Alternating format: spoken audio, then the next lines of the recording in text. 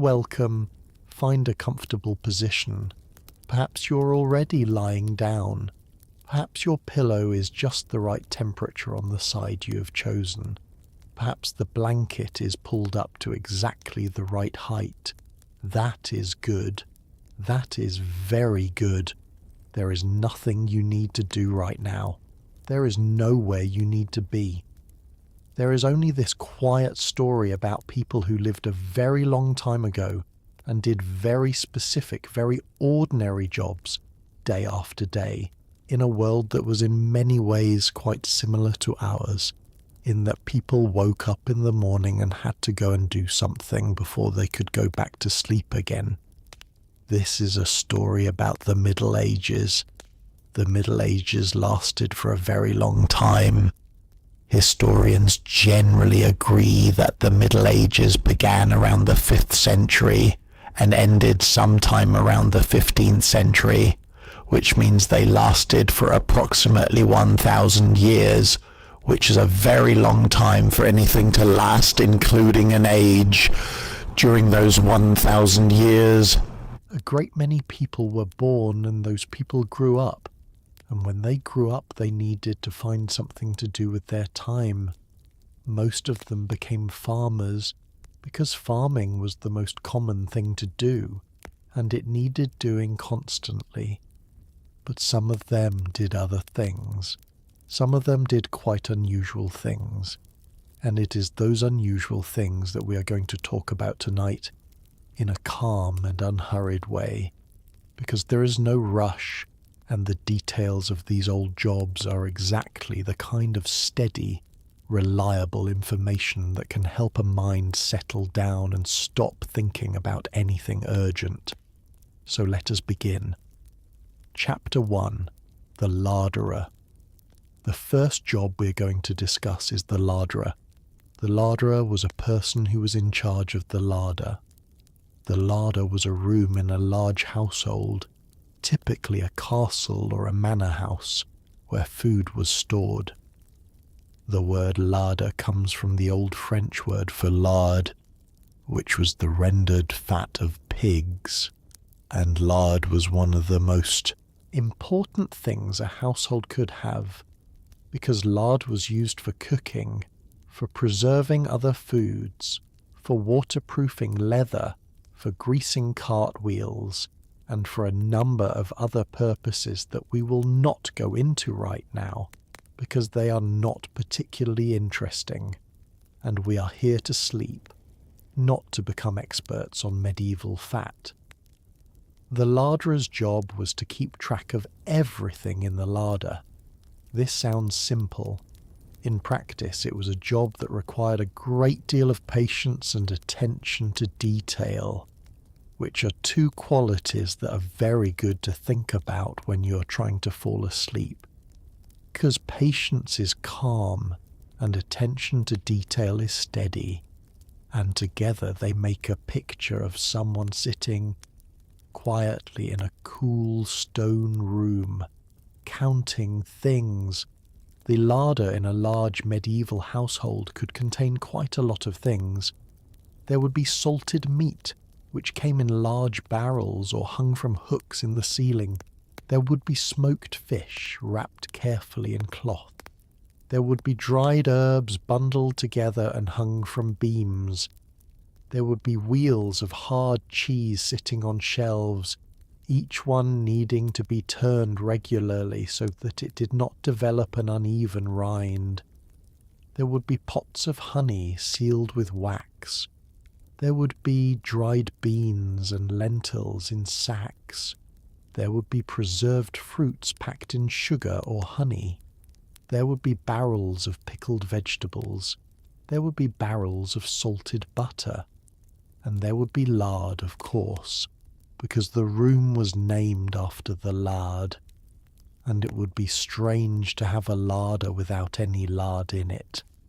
The larderer would wake up each morning and go to the larder and begin the work of the day, which proceeded in a very regular order. First, the larderer would check that everything was as it had been left the night before. This meant walking slowly along each shelf and each row of barrels, looking at things, touching them, smelling them if necessary. It was a very thorough process. It took a certain amount of time. It was not exciting, but it was important, because food going bad without anyone noticing was a serious problem in a large household, and the larderer was the person whose job it was to notice. After the inspection, the larderer would update the tallies. Medieval households kept records of their provisions, and the larderer was responsible for marking down what had been used and what remained. This was done with tallies, which were marks made on a surface, often a piece of wood or a piece of parchment, and the larderer would sit at a small table in the corner of the larder, or just outside it where the light was better, and make the marks carefully, one after another, until the record was complete. Then the larderer would receive deliveries if there were any. New provisions coming in would need to be checked, counted, sorted, and stored in the correct locations. Salt beef went in one area, salt pork went in another, fish went in a separate section because fish smells strongly and it was best to keep it away from things that might absorb the smell. The larderer knew the system very well, because the system had been the same for a long time, and the larderer had learned it from the previous larderer, who had learned it from the one before that. In the afternoon, the larderer would receive requests from the kitchen. The cook would send a message or come in person to say what was needed for the day's meals. The larderer would gather the items, record what was being taken out, and hand them over. This transaction was done carefully, because the food in the larder belonged to the household, and it was the larderer's responsibility to make sure that nothing went missing, and that the amounts recorded matched the amounts actually present. In the evening, the larderer would do a final check, secure the larder if it had a lock, and go to bed. The next day, the process would begin again, in the same order, with the same thoroughness, in the same cool stone room, day after day, week after week, season after season, year after year. It was, in its own way, a very peaceful kind of life. Chapter 2. The Parchment Maker. The next job we are going to talk about is the parchment maker.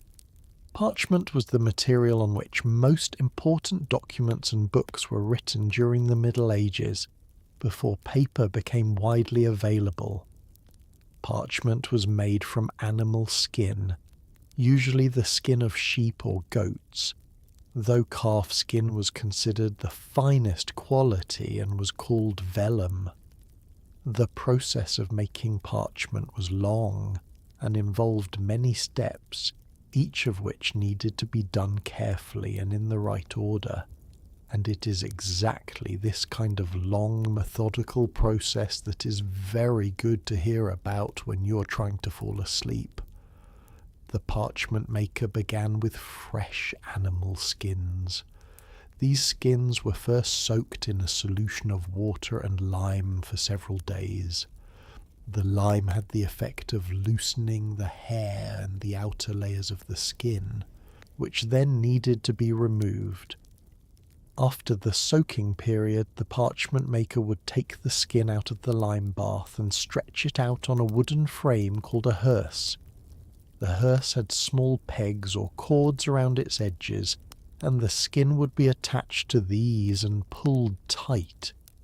As the skin dried, it would shrink, and the cords would need to be tightened regularly to keep it stretched flat. While the skin was still damp and stretched on the frame, the parchment maker would use a tool called a lunellum, which was a curved blade to scrape the skin. The scraping removed the remaining hair and fat and outer layers, and it needed to be done with exactly the right amount of pressure. Too little pressure and the skin would not be clean enough. Too much pressure and the skin would be damaged or might even tear, which would mean starting again with a new skin and several more days of work. The parchment maker would stand at the frame for long periods, moving the lunellum in careful, even strokes, working systematically from one area of the skin to the next. The scraping was done in multiple sessions as the skin dried. A wet skin and a dry skin needed to be scraped differently, and the parchment maker would learn through experience when the skin was at the right stage for each type of scraping. This took years to learn well. Apprentice parchment makers would watch experienced ones work, trying to understand the subtle differences in the skin's tension and appearance that indicated it was ready for the next step. After the skin had dried completely on the frame, it would be cut free and allowed to relax slightly. Then it would be cut into sheets of the appropriate size. The size depended on what the parchment was going to be used for. Parchment for large liturgical books needed to be cut in big sheets. Parchment for small personal documents could be cut in smaller pieces. The parchment maker had templates for the standard sizes and would use these to cut the sheets as evenly as possible. The finished sheets would then be inspected. Good parchment was thin and even and pale, almost translucent in places when held up to the light. It had a smooth surface that would accept ink without spreading. It was strong enough to fold without cracking. Any sheet that did not meet these standards would be set aside for lower quality uses, or cut up into very small pieces for other purposes. Nothing was wasted if it could be helped.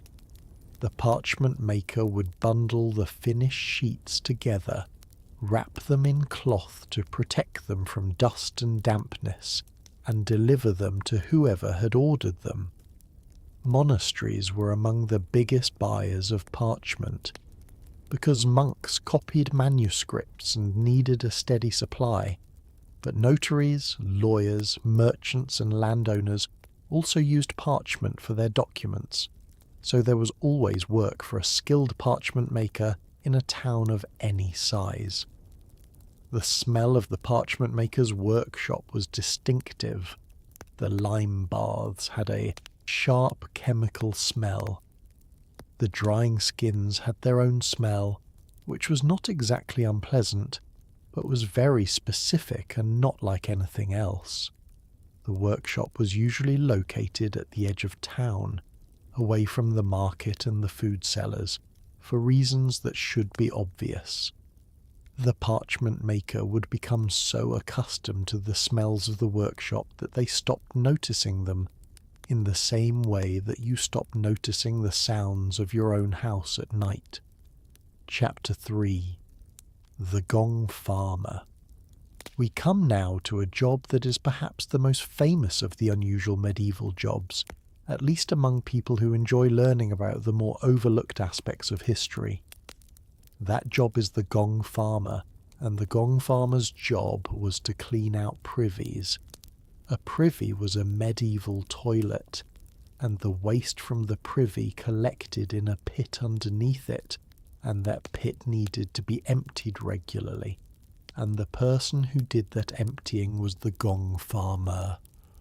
The word gong was a medieval English term for a privy or the waste associated with one. The Gong Farmer was also sometimes called a nightman because the work was done at night. This was partly for practical reasons, since the streets needed to be cleared of ordinary pedestrians before large containers of waste could be transported through them, and partly for social reasons, since the sight and smell of the Gong Farmer's work was considered something that polite society would prefer not to witness during daylight hours. And so the gong farmer would arrive after dark, do the work, transport the waste to designated dumping areas outside the town, and be gone before the morning, like a very specific kind of nocturnal creature. The tools of the gong farmer's trade were not complicated. There were buckets, there were shovels with long handles, there were ropes for lowering oneself into deeper pits. There were carts or barrows for transporting the collected material. The gong farmer would bring all of these things to the privy that needed cleaning, set them up in an orderly manner and begin the work. It was dark work and difficult, and there is no way to describe it as pleasant. But it was necessary, and the gong farmer was the person who did it. What is perhaps interesting to note, from the perspective of historical curiosity rather than anything urgent, is that the waste collected by the gong farmer was not simply discarded without value. Human and animal waste was used as fertilizer on agricultural land, and gong farmers would often sell what they collected to farmers outside the town. This meant that the gong farmer occupied an interesting position in the medieval economy, moving material from where it was a nuisance to where it was useful, which is, in its own way, a form of practical wisdom that most societies could benefit from. The gong farmer was among the better paid workers in medieval towns, relative to the difficulty of the work, if not relative to its social status. A skilled gong farmer with a good route through a prosperous town could earn a reasonable living. The work was consistent because privies filled up at a fairly reliable rate, and there was no season in which people stopped needing privies to be emptied. The gong farmer did not need to worry about being put out of work by changing fashions or by the weather. The regulations around the gong farmer's work were quite specific in many medieval towns. Records from London, for example, indicate that gong farmers were required to begin their work no earlier than 9 o'clock at night, and to complete it before dawn. They were required to transport waste to designated locations, and not to dump it anywhere along the way, which sounds like a rule that became necessary because someone had done exactly that. Gong farmers who were caught dumping in unauthorized locations could be fined, which is a reminder that even the most unglamorous professions had their codes of conduct. Chapter 4. The Fuller. Let us move on to the fuller. The fuller was a person who processed wool cloth, and the process of fulling was an important step in making cloth usable for clothing and other purposes. Raw woven wool cloth, when it first came off the loom, was loose and somewhat open in its weave, and it did not have the firm, felted texture that made good wool cloth. Fulling was the process by which the cloth was washed, beaten and pressed into a more compact, denser form. The simplest method of fulling, and the oldest, was to put the cloth in a trough of water mixed with a substance called fuller's earth, which was a type of clay with absorbent properties, and then to walk on the cloth. This is where the term walking on the job takes on a very literal meaning. The fuller would stand in the trough and walk in place on the cloth, over and over, for hours at a time. The weight and movement of the feet compressed the wool fibres together, and the fuller's earth helped to remove grease and oil from the wool. The fuller would work through the cloth methodically, moving it around in the trough so that every part received equal treatment. Walking on cloth is not as interesting to do as it might sound. It is in fact quite repetitive. The fuller would walk, the cloth would be moved, the fuller would walk again. The water in the trough would become darker as the grease and dirt came out of the cloth. The cloth would gradually become denser and heavier as the fibres felted together. The fuller would continue walking. This would go on for some time. Later in the medieval period, water-powered fulling mills were developed in many parts of Europe, and these mills used mechanical hammers to beat the cloth instead of human feet. The hammers were attached to a rotating shaft driven by a water wheel, and they rose and fell in a steady rhythmic pattern, striking the cloth in the trough below. The sound of a fulling mill was a regular heavy thudding, repeating over and over, which sounds like exactly the kind of sound that would help a person fall asleep if they were lying in a building nearby, which many fullers and their families were. The fuller who worked in a mill still had important work to do. The cloth needed to be placed in the trough in the right way and turned regularly so that it felted evenly. The water needed to be at the right temperature and the right consistency. The cloth needed to be checked periodically to see how the fulling was progressing and taken out at the right moment, because over-fulled cloth would shrink too much and be ruined. The fuller had to know, from experience and from feel, when the cloth was right. This was the kind of knowledge that could not really be taught in words. It had to be learned by doing.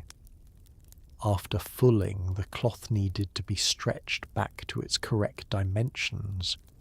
It had shrunk during the fulling process, and while some shrinkage was desirable and intentional, the cloth also tended to distort, becoming uneven in places.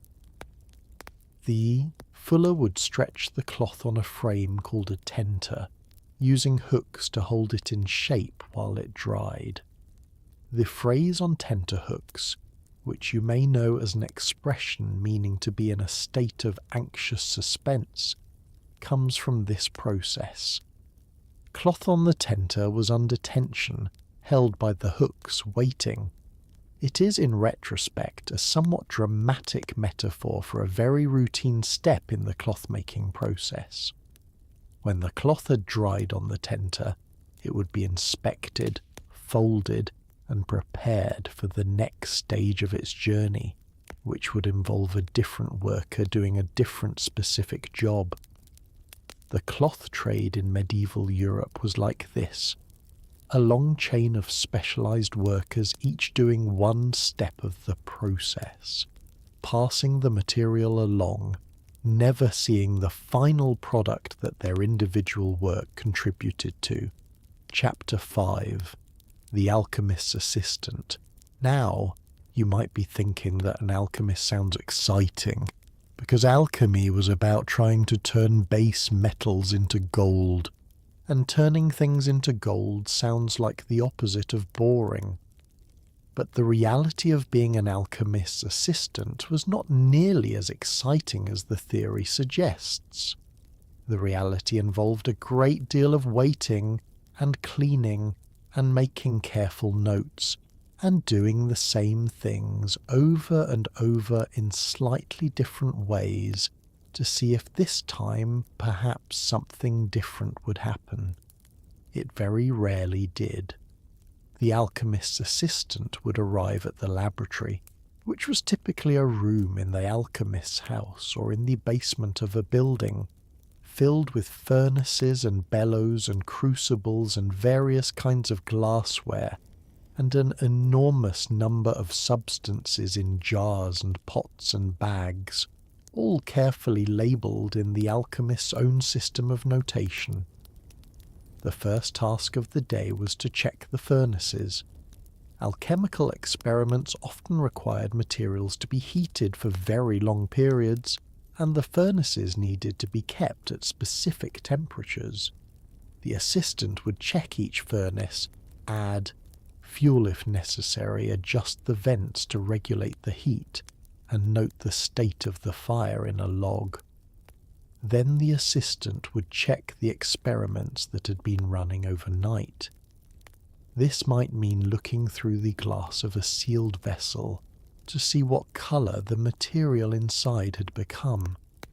It might mean carefully removing a stopper from a crucible and noting the smell, then replacing the stopper again. It might mean using a small spoon to take a tiny sample of a material and touching it to a piece of special paper to see what colour the paper turned. All of these observations would be written down carefully, because the alchemist believed that if something was observed carefully enough and recorded precisely enough, patterns would eventually emerge that would lead to understanding. The assistant had been writing down observations for several years, and patterns had not yet emerged to anyone's satisfaction, but the writing down continued. The preparation of new materials was another major part of the day. Alchemists needed their substances to be very pure and very finely prepared, and this meant a great deal of grinding. The assistant would take materials and grind them in a mortar and pestle for as long as was needed, which was usually quite long. The grinding was rhythmic.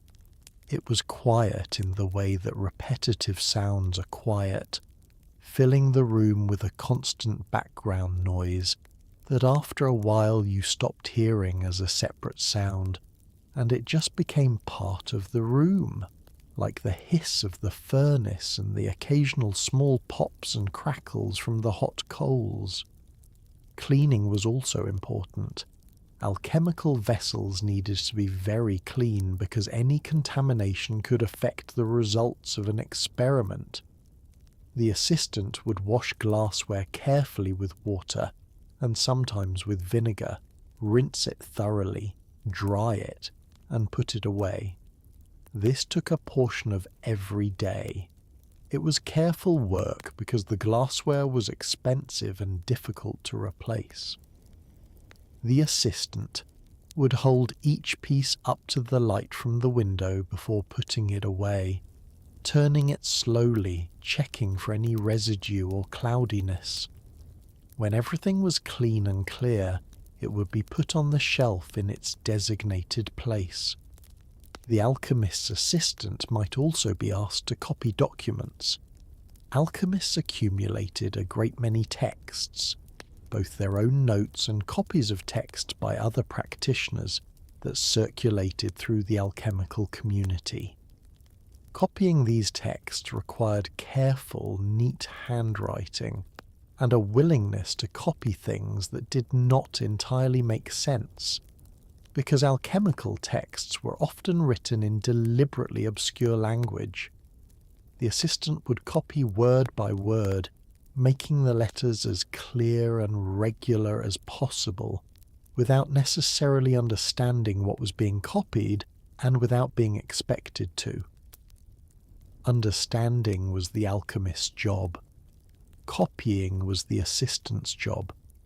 At the end of the day, the assistant would make sure the furnaces were properly set for the night, that nothing was in danger of overheating or running dry, that all the stoppers were firmly in place, that all the notes had been written up clearly, and that everything that needed to be locked was locked. Then the assistant would go home, and the furnaces would continue burning through the night, and the experiment that had been running for 3 months without producing anything recognizable as gold would continue running. And in the morning the assistant would come back and check on it again. Chapter 6. The Herbalist. The medieval herbalist, sometimes called an apothecary, or in earlier periods a person who worked with simples, was someone who grew, collected, prepared, and sold medicinal plants. This was a practical and important profession because for most people throughout the Middle Ages, herbal remedies were the primary form of medicine available. The local herbalist was the person you went to when you had a headache or a persistent cough or a wound that was not healing or a stomach problem that had been going on for too long.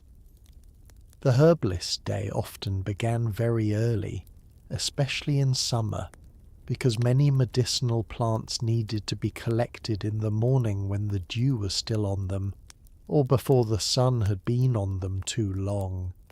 The herbalist would go out into the garden or into the fields and hedgerows around the town and collect specific plants, cutting or pulling them carefully, laying them in a basket in an orderly way so that different plants did not get mixed together. Some plants needed to have their leaves collected, others needed their flowers, others their roots, which required digging with a small tool and then carefully cleaning the root while trying not to damage it.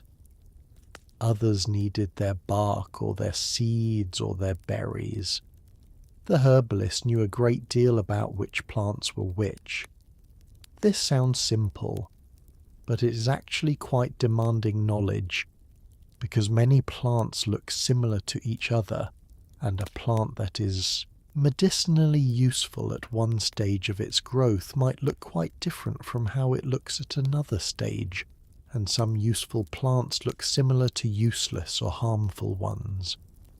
The herbalist had learned to tell them apart, not just by their leaves and flowers, but by their smell, and the feel of their stems, and where they grew, and what grew near them, and what time of year they appeared.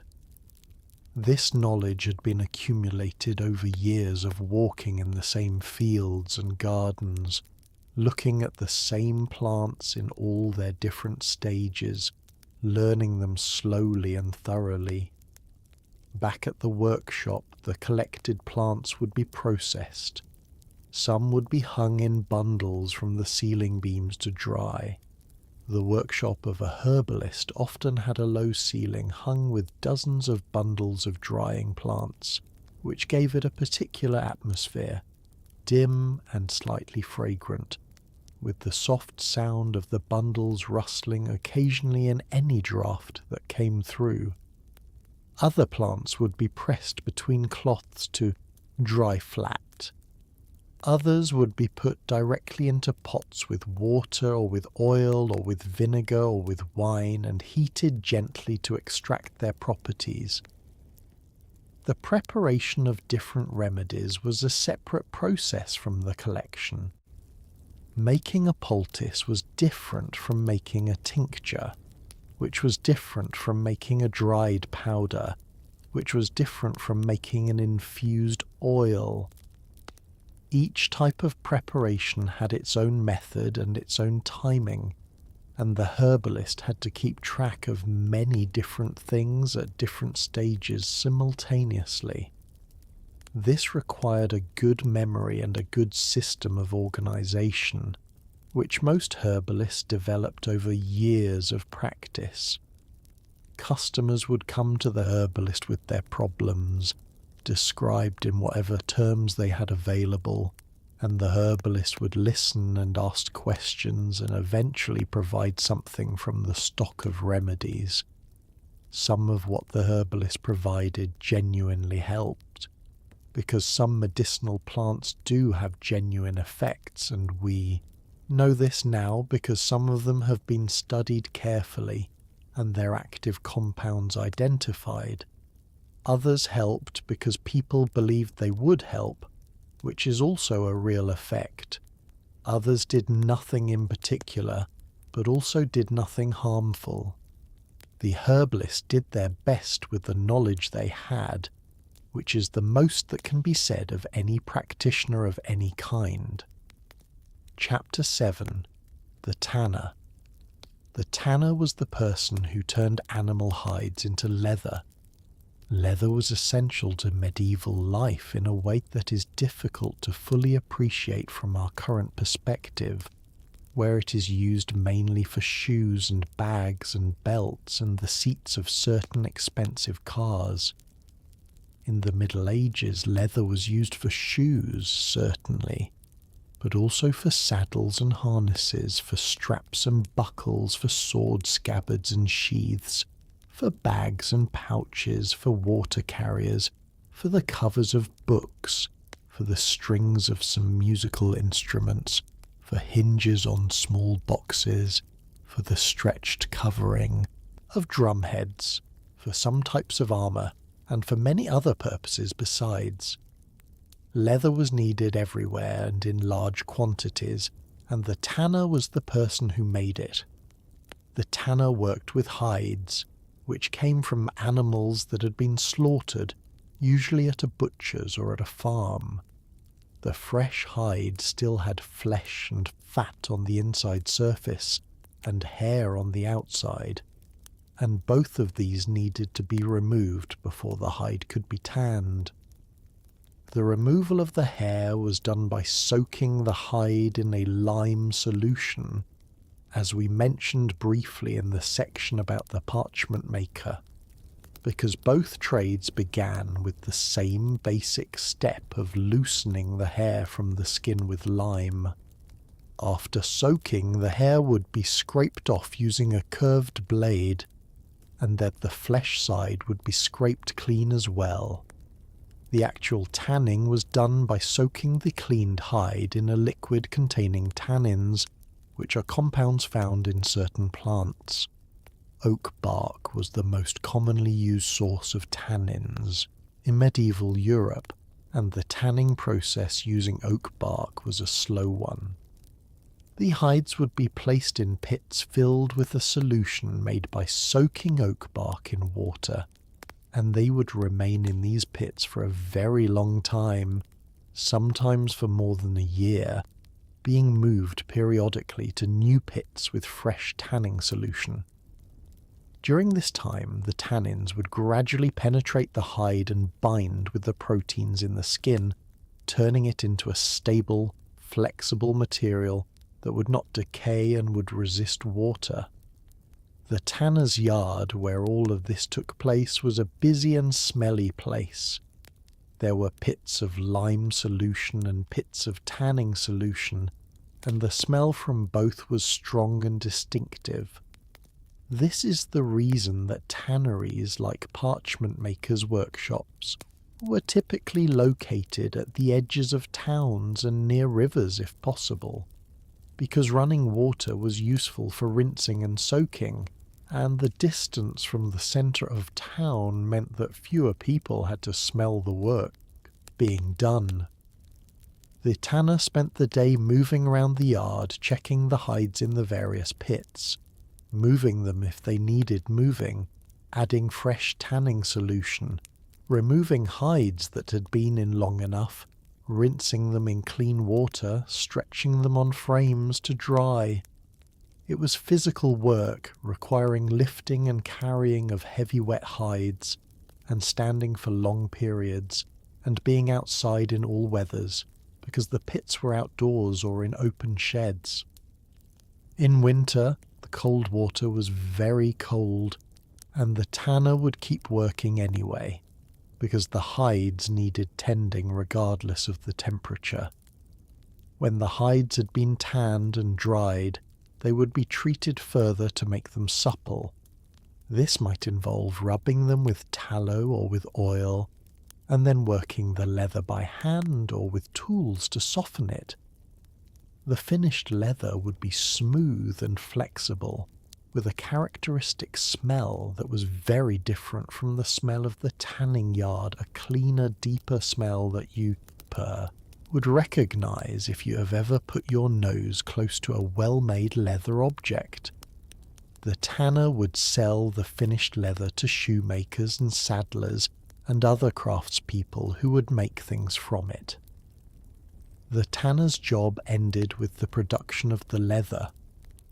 What happened to it after that was someone else's business. Chapter 8.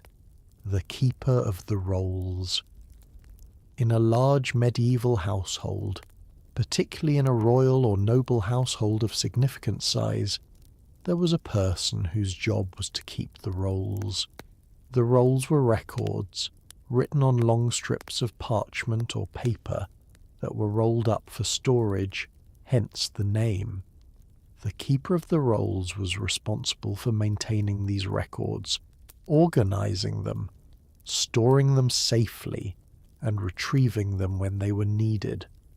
The records kept in rolls included accounts of income and expenditure, records of land holdings and rents, registers of people employed in the household and their wages, records of legal agreements and contracts, notes of decisions made at household meetings, records of guests entertained and provisions consumed, and many other things besides. A large, well-organized household might have hundreds of rolls going back many generations, and the keeper of the rolls had to know where everything was and be able to find it when asked. The storage of the rolls was itself a significant responsibility. Parchment and paper needed to be kept dry, because moisture would cause them to deteriorate. They needed to be kept away from pests, because mice and rats and certain insects would eat them if given the opportunity. They needed to be labelled clearly so that the contents of each roll could be identified without unrolling it, which was time-consuming and could damage old or fragile rolls. The keeper of the rolls would have a system for all of this, and maintaining the system was as important as the system itself. On a typical day, the keeper of the rolls would spend the morning receiving new documents that needed to be filed. These might be copies of letters sent or received, records of payments made, notes of agreements reached with tenants or suppliers. Each document would need to be examined, understood, and then filed in the appropriate location. The keeper of the rolls would take each document and think about it for a moment, deciding where it belonged in the system, and then write a brief description on the outside in neat small letters and tie it up and put it in the right box or on the right shelf or roll it into the right existing roll. In the afternoon there might be requests to find specific information. Someone in the household needed to know what rent was agreed with a particular tenant in a particular year, or someone needed to know when a certain agreement had been signed, or someone needed to see all the accounts for a particular period. The keeper of the rolls would look through the system, locate the relevant rolls, check whether they were what was needed, and bring them to whoever had made the request. Sometimes the information was easy to find. Sometimes it required going through several rolls carefully, reading slowly, looking for the specific thing that was needed. The keeper of the rolls would do this without complaint, reading old handwriting in varying qualities of light, turning pages gently, looking.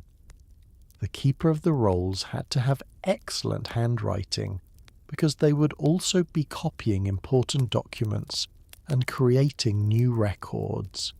They had to have good Latin, because most formal records were kept in Latin.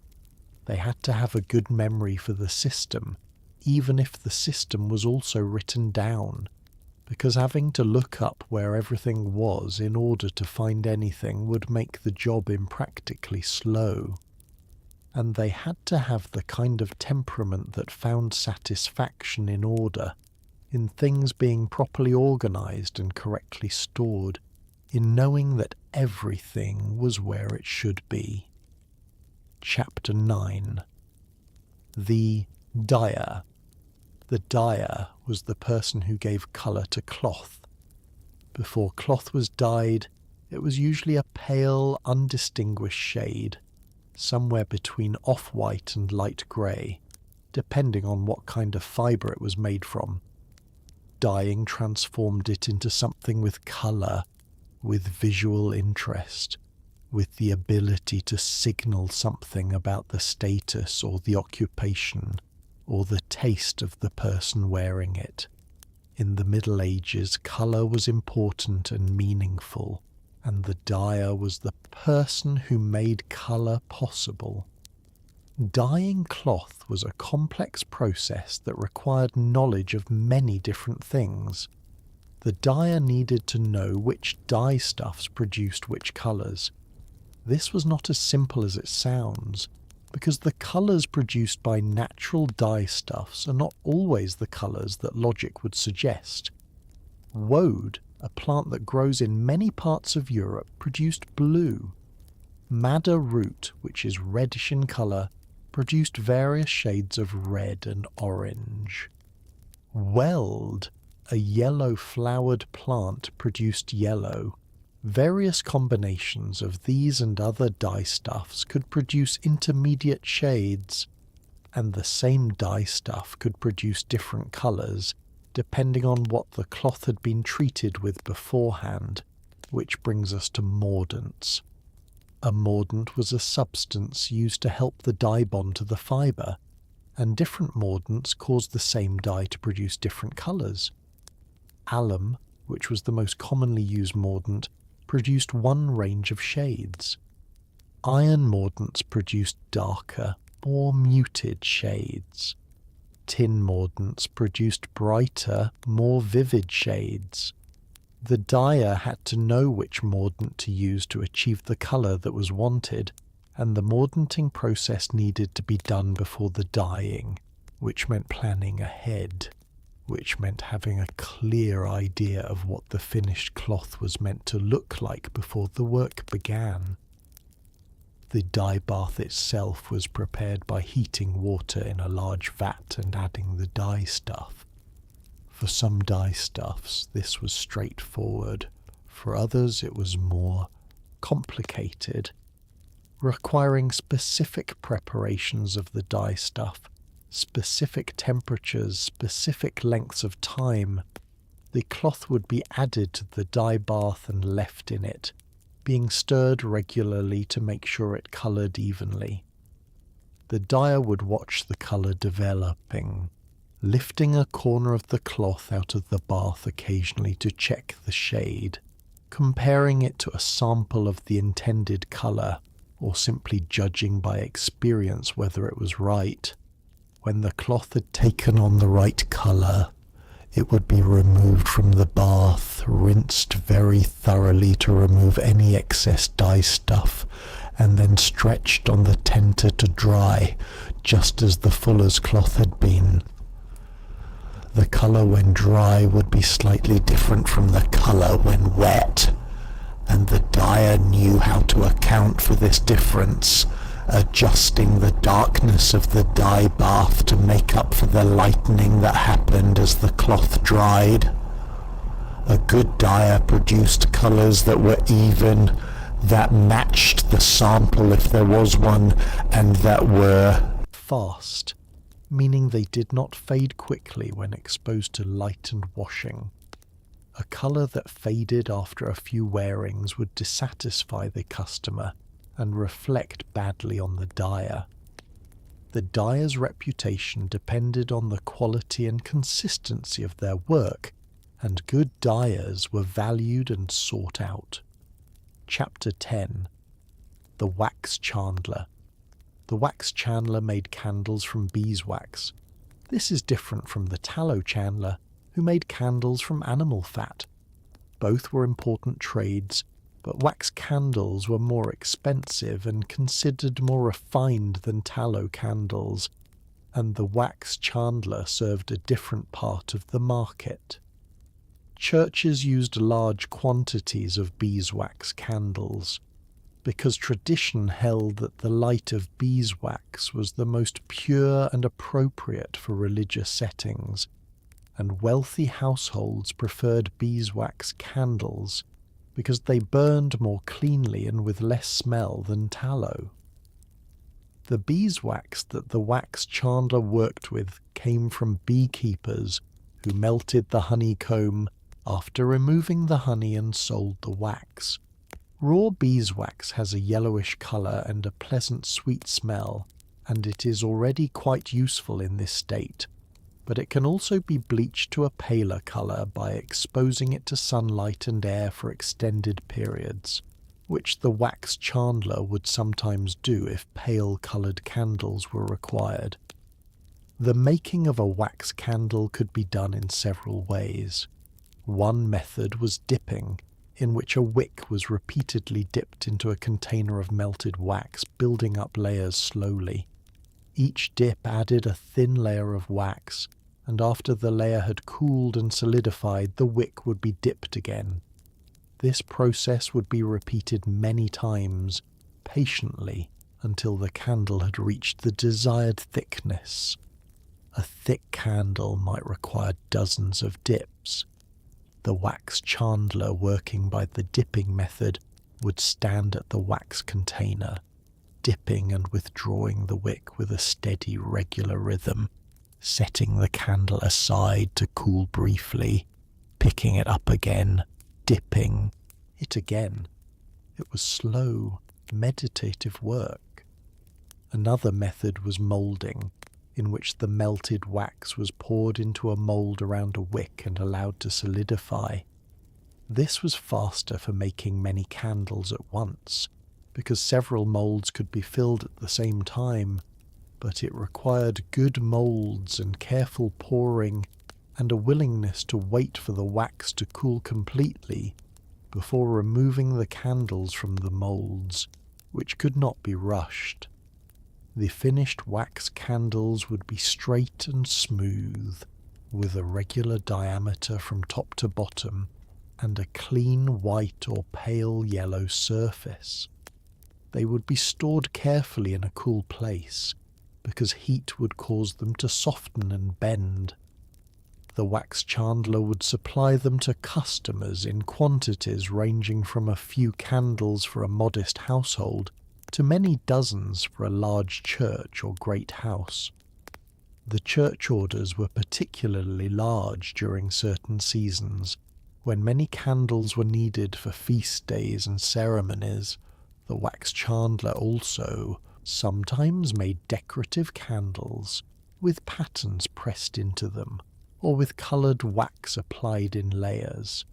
These were speciality items made for important occasions, and they required more time and more skill than ordinary candles. The wax chandler would work on these decorative items with care, because they were more expensive and the customer's expectations were correspondingly higher. Chapter 11. The Rope Maker. The rope maker made rope, which was needed for an enormous number of purposes in the Middle Ages. Ships needed rope for their rigging, and a single large ship needed a very great deal of rope indeed. Buildings under construction needed rope for hoisting materials. Wells needed rope for lowering and raising the bucket. Bells in church towers needed rope for ringing. Carts needed rope for securing loads. Farmers needed rope for 100 different purposes, and so the rope maker was a busy person with a steady demand for their product. Rope was made by twisting fibres together. The most common fibre for rope making was hemp, which was grown in many parts of Europe and produced strong, long fibres well suited to the purpose. The process began with the raw hemp, which needed to be processed before it could be spun. The stems of the hemp plant were soaked in water for a period, which caused the fibrous parts of the stem to separate from the woody core. After soaking, the fibres were beaten and combed to remove the woody parts and align the fibres parallel to each other, ready for spinning. The spinning of hemp into yarn was done on a spinning wheel or with a simple spindle, and the rope maker might do this spinning themselves or buy already spun yarn from spinners. The yarn was then twisted together into larger and larger units, with each step of twisting going in the opposite direction from the previous step, which was the key to making rope strong. A single yarn twisted in one direction would tend to untwist itself, but if several yarns were twisted together in the opposite direction to make a strand, and then several strands were twisted together in the original direction to make a rope, the opposing twists locked each other in place, and the rope would hold together under the tension. The actual twisting was done using a tool called a rope walk or rope walk machine, which could hold the ends of the yarns or strands and twist them together with controlled tension. A long rope required a long space for making, and the term rope walk referred to the long, narrow buildings or outdoor spaces where rope makers worked. A rope walk might be several hundred feet long, because you needed the rope to be able to stretch out fully as it was being made, and the rope maker would walk back and forth along this length, managing the twist and the tension. The finished rope would be coiled carefully and stored. Rope that was not coiled properly could become tangled or kinked, and kinked rope was both difficult to use and potentially weaker at the point of the kink. The rope maker took care with the coiling, winding each length of rope in a consistent direction, making neat, even coils that could be stacked or hung without tangling. The rope maker needed to produce rope of consistent quality, because a rope that broke under load was not merely inconvenient but potentially dangerous. If the rope holding a heavy load during construction snapped, the load would fall, and people might be hurt. If a ship's rigging rope snapped at sea, the consequences could be severe. The rope maker understood this responsibility and tested their rope regularly, applying tension to samples to check the quality, examining the twist for evenness, checking for any weak spots or irregularities. Most rope was adequate. Good rope was reliably adequate every time. Chapter 12. The Messenger. The medieval messenger carried letters and oral communications from one place to another. This was a more important and more demanding job than it might initially seem, because in the absence of any mechanical means of communication, the only way to send a message from one place to another was to have a person physically carry it. The speed of information was the speed of a person walking or riding a horse, and this meant that the messenger was, in a very direct sense, the speed of the world. The messenger would receive a letter or a verbal message to be delivered as exactly as possible in the messenger's own words, and would then travel to the destination. Depending on the distance, this might take hours or days or weeks. The messenger would carry any written items in a bag or pouch, protected from the weather as well as possible. A leather bag was ideal because it could be sealed against rain. The messenger would also carry provisions for the journey, water and food for however long the road was expected to take, and might carry money for lodging along the way. The road itself was the primary reality of the messenger's working life. Medieval roads varied in quality enormously. Major roads between important cities might be well maintained and relatively smooth, at least in good weather.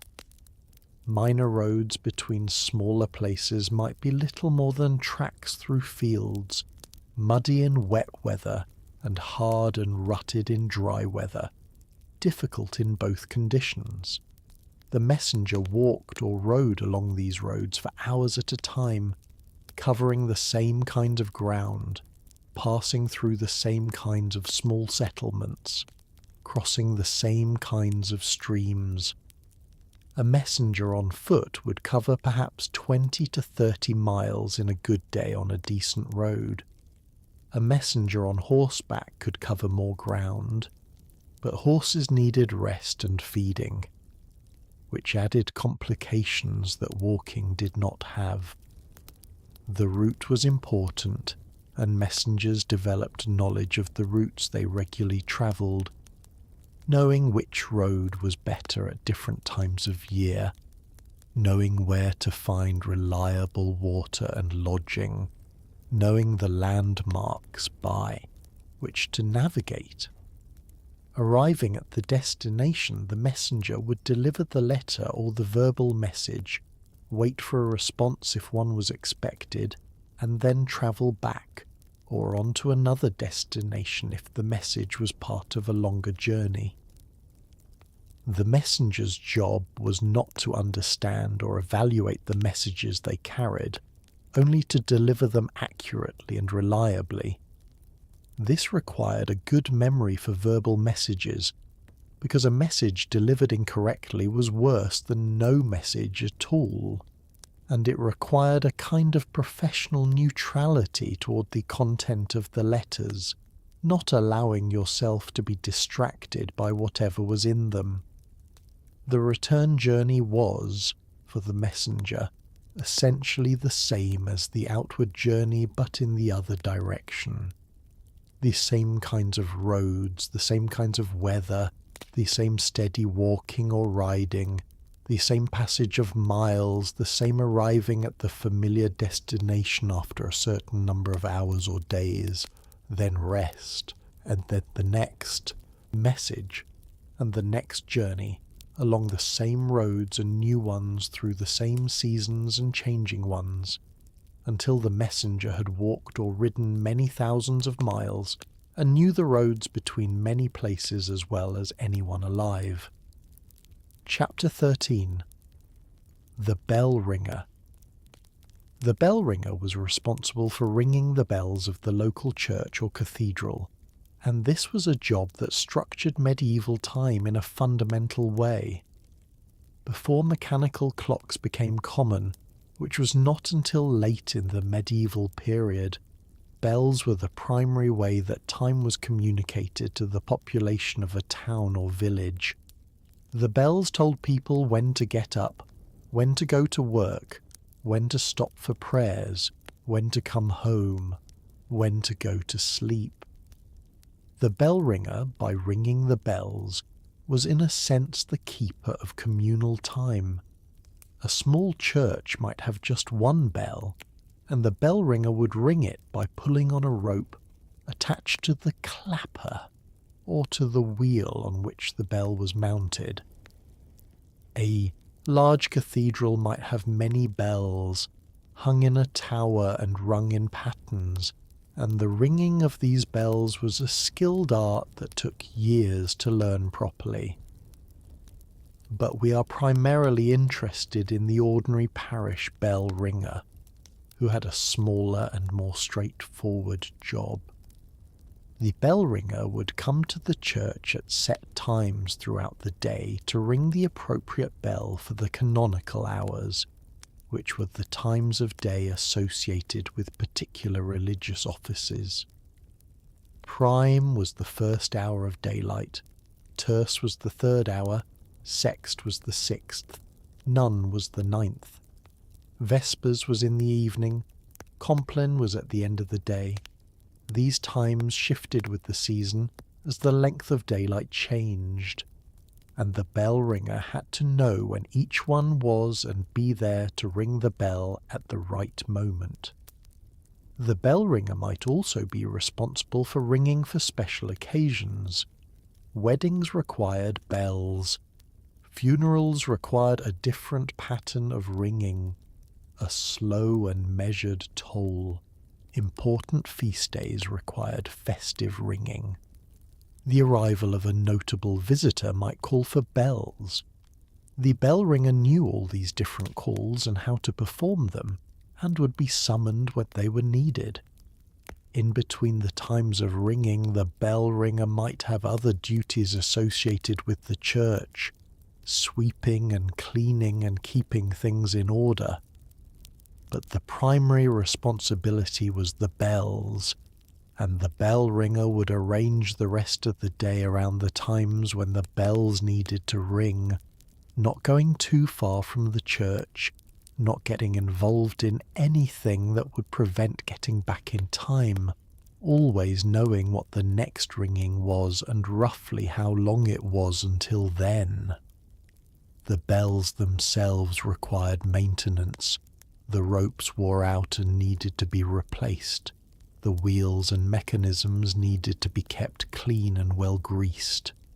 The bell tower needed to be kept free of nesting birds, which could interfere with the movement of the bells and leave droppings that damaged the ropes. The bell ringer would attend to all of these things, climbing the tower when needed to inspect things, making repairs within their capability and calling for help with things beyond it. Chapter 14. The Scrivener. The scrivener was a professional writer, employed to write documents on behalf of people who either could not write themselves or needed a document written to a standard of legibility and formality that their own handwriting could not achieve. Many important documents needed to be written in clear, consistent, formal script because they were legal or official in nature and needed to be read and understood by multiple people, possibly over a long period of time. The scrivener had the handwriting and the knowledge to produce these documents properly. The scrivener would set up a workspace at a small desk or counter with pen and ink and parchment or paper ready, and customers would come to them with their needs. A farmer might need a lease, agreement written up. A merchant might need a contract put in writing. An ordinary person might need a letter composed and written to a distant relative or a creditor or an official. The scrivener would listen to what was needed, ask questions to make sure the details were right, and then write the document in a clear, even hand. The pen was a quill, typically a large feather from a goose or a swan, trimmed and cut to shape at the tip to produce a nib that held and released ink in a controlled way. Cutting a quill properly was itself a skill, and scriveners were adept at it, being able to cut a new nib quickly when the old one wore down. The ink was made from oak galls or from carbon, mixed to the right consistency, not too thin and not too thick. The parchment or paper surface was prepared if necessary, sometimes rubbed with a smooth stone to make the surface even, sometimes dusted with a fine powder to prevent the ink spreading. The actual writing was done slowly and carefully. The scrivener would hold the quill at a consistent angle and move it across the surface in deliberate strokes, forming each letter in the same way every time, maintaining even spacing between the letters and between the words, keeping the line straight by following a ruled guide or by experience alone. The sound of writing was a quiet scratching, very regular, with pauses to dip the pen in the ink and to check the document and consider the next words. When the document was finished, it would be read back to the customer to check that everything was correct, and any errors or misunderstandings would be corrected. Then the document would be dried, which was done by dusting it with fine sand or a drying powder, and then shaking the excess off. The document would be folded or rolled, sealed if appropriate, and handed to the customer.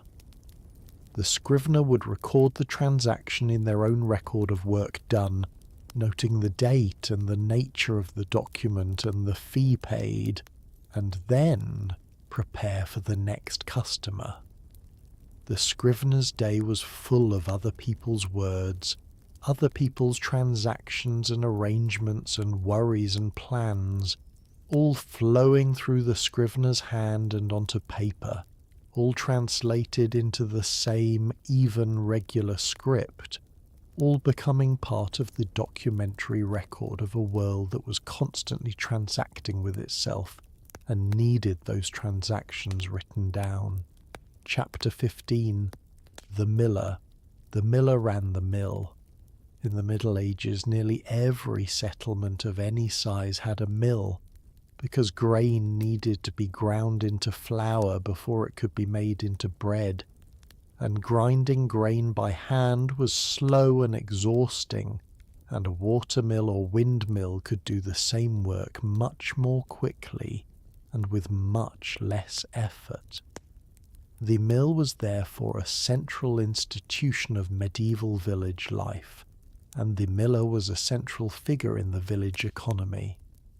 The watermill worked by using the flow of a stream or river to turn a large wheel, and the wheel was connected through a series of gears and shafts to the millstones, which were heavy circular stones that ground the grain between them. The upper stone, called the runner stone, turned while the lower stone, called the bed stone, remained fixed, and the grain was fed in at the centre and ground into flour as it moved outward between the stones. The flour came out around the edges of the stones and was collected in a trough below. The miller's job began before the customers arrived with their grain, with checking the mill. The millstones needed to be in good condition, not too close together and not too far apart, because the distance between them affected the fineness of the flour.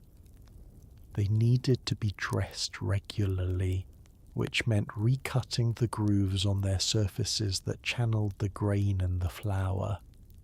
The water wheel needed to be in good repair, and the sluice gate that controlled the flow of water to the wheel needed to work smoothly. The gears and shafts needed to be well greased and checked for wear. The miller knew the sound of the mill running well and could tell from any change in the sound whether something needed attention. Customers would bring their grain in sacks, and the miller would take a portion of the grain as payment for the milling, a practice that was called multure.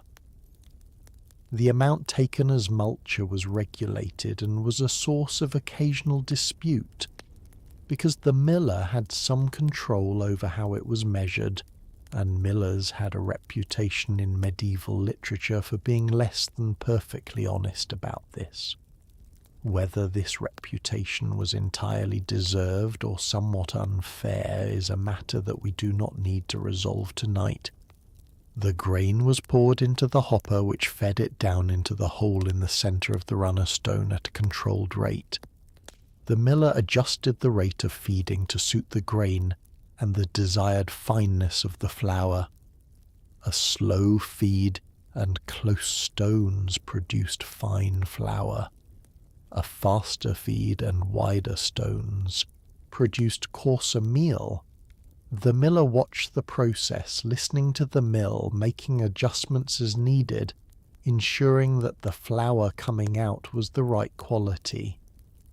The flour would be collected, weighed if necessary, put back into the customer's sack along with any portion that remained after the multure was taken, and the customer would go home. The mill ran as long as there was water or wind to drive it and grain to grind, and in busy seasons it might run for much of the day. The miller was always present, always attending to it, keeping it in motion, making sure nothing went wrong, because a mill that stopped unexpectedly or produced poor flour was a problem for the whole village, and the miller felt the weight of that responsibility in a very direct way. We have now spent a considerable amount of time in the company of the larderer, the parchment maker, the gong farmer, the fuller, the alchemist's assistant, the herbalist, the tanner, the keeper of the rolls, the dyer, the wax chandler, the rope maker, the messenger, the bell ringer, the scrivener, and the miller.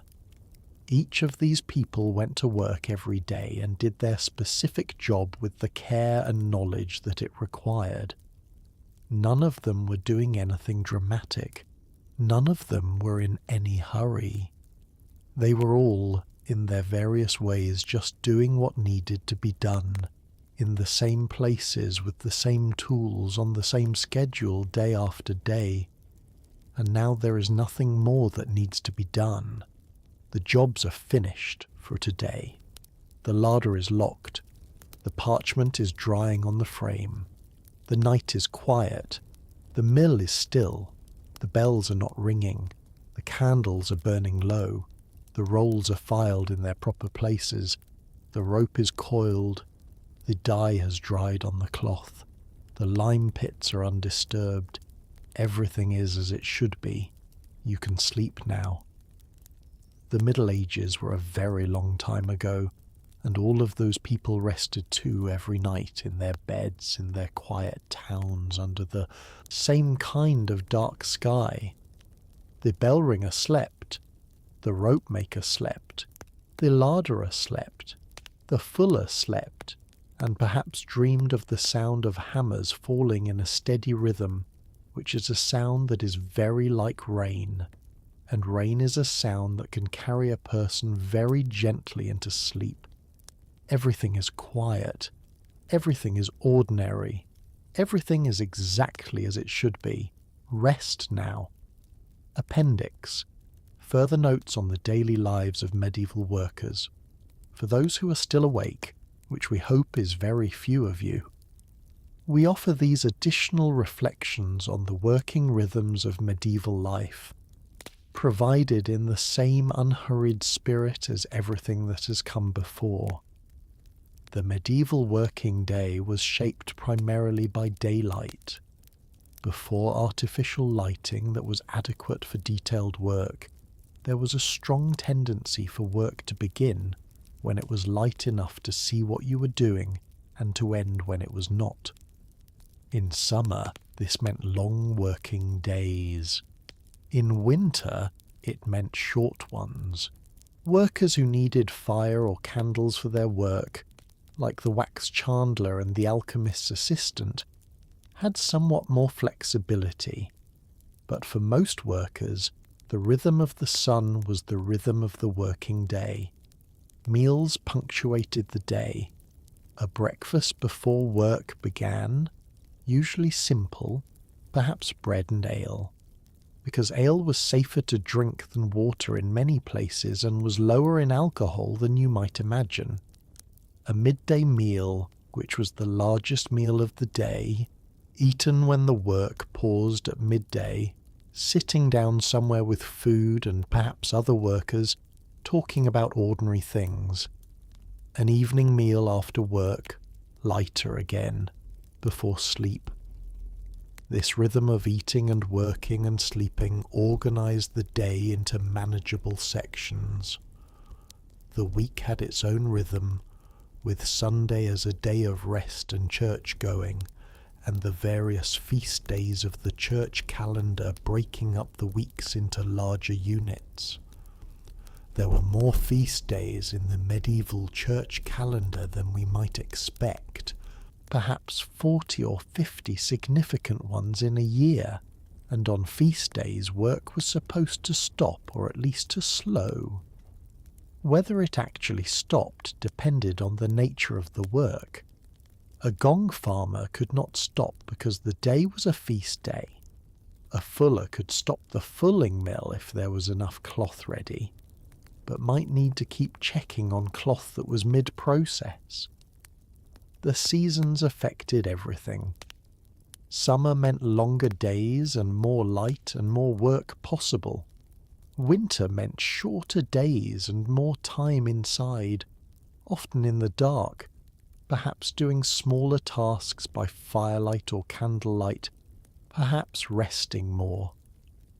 Harvest time in autumn was the busiest period of the year for agricultural workers, and the energy of harvest had a way of pulling everyone in, because the harvest was communal in a way that most individual jobs were not. Spring was a time of new beginning, when the ground thawed, and the light returned, and the plants started growing again, and there was a general sense of things starting up again after the quiet of winter.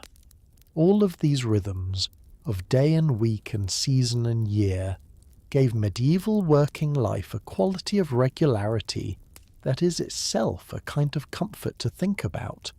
Nothing happened suddenly. Everything happened in its time. The grain grew, and then it was harvested, and then it was ground, and then it was made into bread, and then it was eaten, and then the fields were ploughed again, and the grain was planted again, and the process began again. The leather was tanned and made into shoes, and the shoes wore out and were repaired and eventually replaced by new shoes, made from new leather tanned in the same pits by the same hands. The candles were burned, and more candles were made, and those were burned too, and more were made. Everything continued. The world kept turning. The bells kept ringing at their appointed times. The mill kept turning in the current of the stream. The larder was refilled as it was emptied. The records accumulated in their rolls on their shelves. The ropes were made and used and worn out and made again.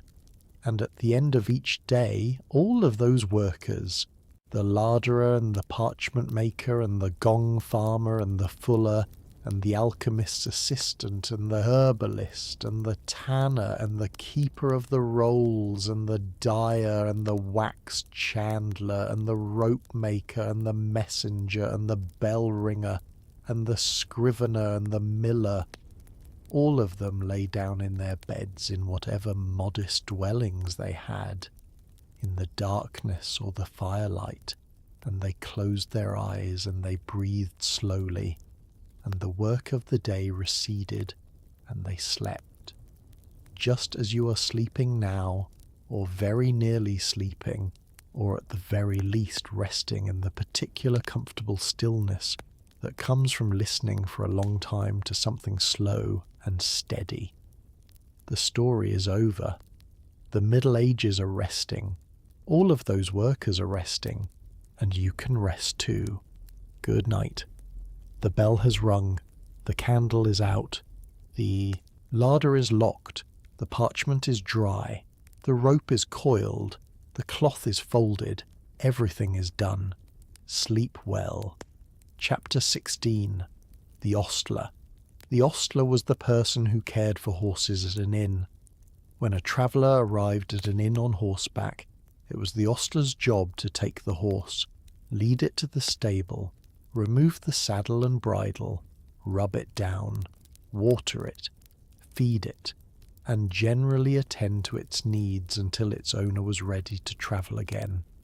In a busy inn, on a well-travelled road, the ostler might handle many horses in a day, some arriving and some departing, some staying overnight, and some only for a few hours while their riders rested inside. The ostler's day began early, before most other people were awake, because horses needed to be fed and watered in the morning, and the stables needed to be cleaned out. The stalls would have accumulated soiled bedding overnight, and this needed to be removed with a fork and replaced with fresh straw or hay, which had to be brought from the hay store. Each horse needed fresh water, and the ostler would carry buckets from the well, making as many trips as necessary, because horses drink a great deal of water, and the buckets were not infinitely large. Each horse also needed a certain amount of grain in the morning, and the measuring and distributing of the grain had to be done carefully, because horses that were fed too much would be uncomfortable, and poorly suited for travel, and horses that were fed too little would be weak. The grooming of horses was a significant part of the ostler's work. A horse that arrived after a long journey on dusty roads would be dirty, and the ostler would brush the dust from its coat with a stiff brush, then use a softer brush to bring out the natural shine of the hair. The mane and tail needed to be combed through to remove tangles. The feet needed to be picked out with a hook to remove any stones or mud that might have become lodged between the horse's hoof and its shoe. A stone left in a horse's foot could cause the horse to go lame, and a lame horse was a serious problem for its owner and an embarrassment for the inn. The ostler also needed to notice if any of the horses in the stable seemed unwell. A horse that was not eating, or that stood in a particular way, or that showed other signs of discomfort, needed to be reported to its owner or, if the problem seemed serious, to someone with more knowledge of horse medicine. The ostler learned, through experience, what horses normally looked and behaved like, so that abnormalities were easy to spot. This was the kind of quiet, observational knowledge that comes from spending a great deal of time with a particular kind of animal, watching it closely, day after day, without necessarily thinking of it as watching. Between the larger tasks, the ostler kept the stable in order. Harness hanging on pegs on the wall needed to be checked for damage. The pegs themselves needed to be secure. The bolts on the stall doors needed to work reliably. The floor of the stable needed to be swept.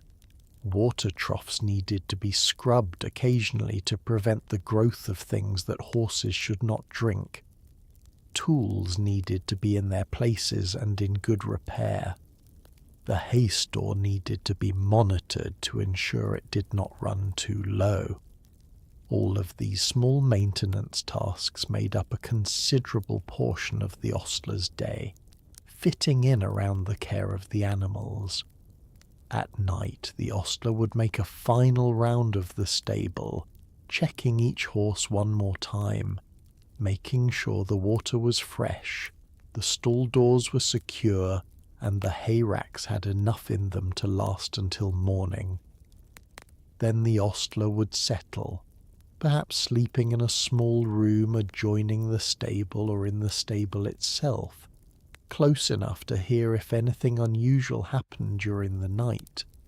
The stable was a warm place in winter, because horses produce considerable body heat, and a stable full of horses maintains a comfortable temperature even when the outside is cold. In summer it was cooler than the inn building, which was often stuffy with the heat of cooking fires and many bodies. The ostler slept to the sound of horses breathing and shifting their weight, and occasionally pulling at their hay racks in a methodical, comfortable, rhythmic way. Chapter 17. The Reeve. The Reeve was an important administrative figure in the medieval village, a kind of foreman or overseer who managed the agricultural work of the village on behalf of the lord of the manor. The lord often did not live on the manor or, if he did, was not directly involved in the day-to-day management of the farming operations. The Reeve was the person who actually organised the work, directed the workers, kept track of what was planted and harvested and stored, and reported back to the lord or the lord's steward. The Reeve was typically a peasant of the village who had been elected or appointed to the position, and was usually someone who had shown capability and judgment and a reliable character over years of working in the village. Being Reeve was not necessarily a comfortable position, because the reeve was held responsible for the performance of the manor's agriculture and could be penalised if things went wrong, even for reasons beyond the reeve's control. At the same time, the position came with certain privileges and exemptions from some of the labour obligations that other peasants owed to the lord, which made it worth having. A typical day for the reeve in the busy agricultural seasons involved rising very early and going to see what needed to be done that day. The work of the farming calendar was largely predetermined by the season and by the state of the growing crops, but there were always decisions to make about exactly what to prioritise on a given day, how many workers to send to which fields, whether the weather was suitable for certain tasks, whether equipment needed repair before it could be used. The reeve would walk through the fields in the early morning, looking at the crops, feeling the soil, looking at the sky, and forming a plan for the day. The workers would assemble and the reeve would direct them. Some would go to weed one field, others would go to tend another. At harvest time, all available hands would go to the harvesting, working systematically through the crop from one end of the field to the other. The reeve would move among the workers, checking the quality of the work, helping where help was needed, dealing with any problems that arose. At the end of the working day, the reeve would account for what had been done, recording it in a tally or in a record kept for the Lord Steward.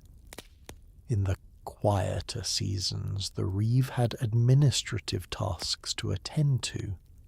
The accounts of the manor needed to be kept in order.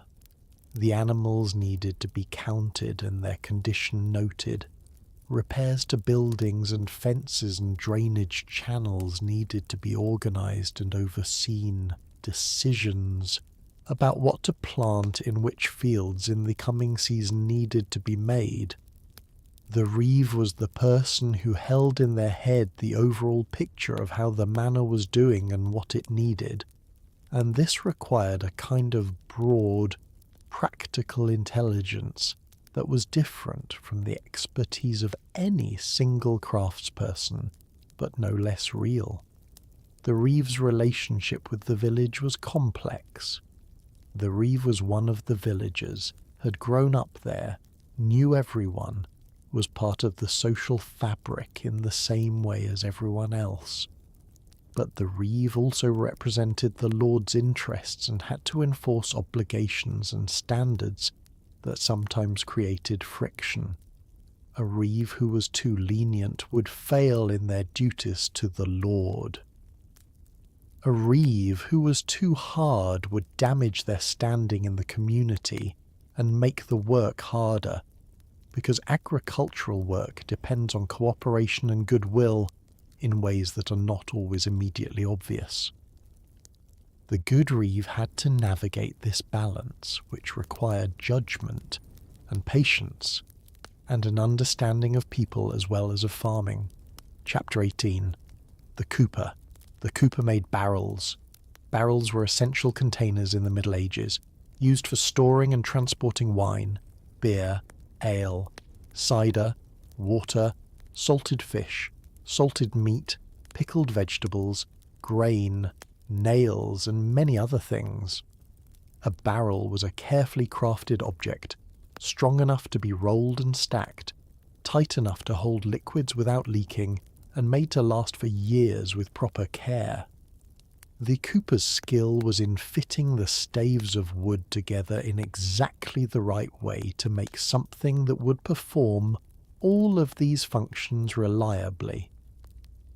A barrel was made from a number of staves, which were lengths of wood cut with a slight curve to them, so that when they were assembled they formed the characteristic bulging cylinder of the barrel shape. Each stave needed to be shaped very precisely, because if any stave was slightly off, The whole barrel would not assemble correctly, and gaps would allow liquid to leak through. The cooper worked with planes and draw knives and spoke shaves to shape each stave to the right profile, a process that required a good eye and a steady hand, and the kind of accumulated feel for the wood that develops through years of doing the same cuts over and over. Assembling the barrel began with raising the staves up inside a temporary ring at one end, fanning them out around a central space. Then the staves were bent inward by applying heat, usually from a fire lit inside the partly assembled barrel, which made the wood flexible enough to be coaxed into shape without splitting. As the staves bent, metal hoops would be driven down over them to hold them in the new position. When the staves were bent to the right degree and the hoops were in place, the barrel had its characteristic shape. The ends, called heads, would be fitted into grooves cut into the inside of the top and bottom staves, and the whole thing would be tight. Testing a finished barrel involved filling it with water and looking carefully for any drips or seeps.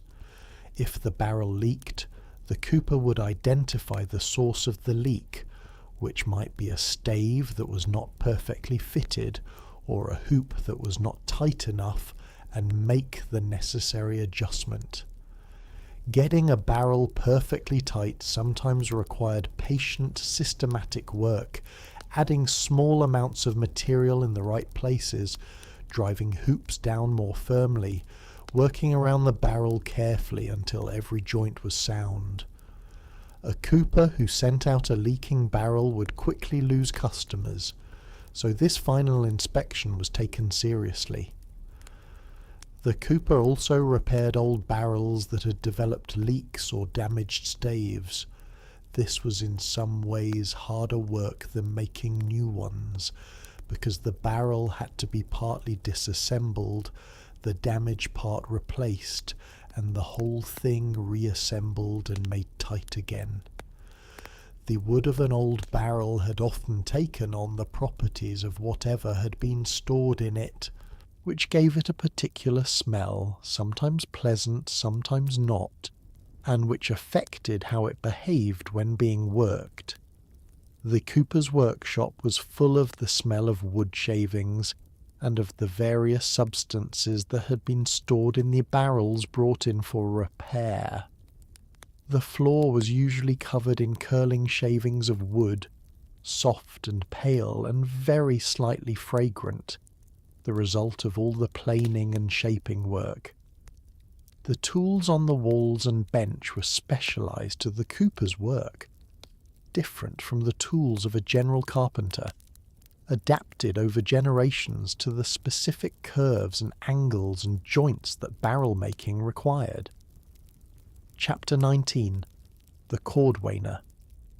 The cordwainer was a shoemaker who worked with new leather, as distinct from the cobbler who repaired old shoes.